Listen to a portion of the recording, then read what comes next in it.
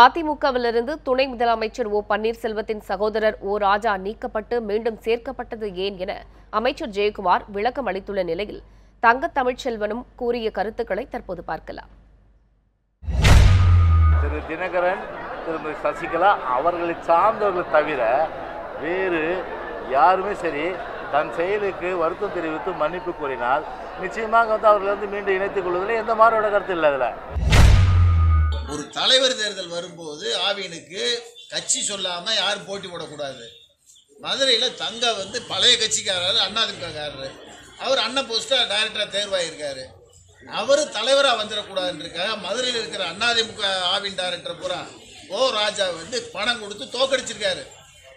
இந்த புகாரை ராசன் செல்லப்பா, செல்லூர் ராஜு, உதயகுமார் போய் எடப்பாடி பழனிசாமிகிட்ட சொல்லி இந்த ஓ ராஜா மேலே நடவடிக்கை எடுக்காட்டி நாங்கள் விளையிறோம்னு சொன்னதுனால பதவி நீக்க தகுதி கட்சியிலேருந்து நீக்கினீங்க.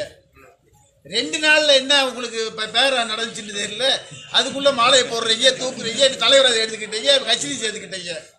இதை மக்களை ஏமாத்துகிற செயல். உங்கள் நடவடிக்கையை மக்கள் பார்த்துக்கிட்டு இருக்காங்க.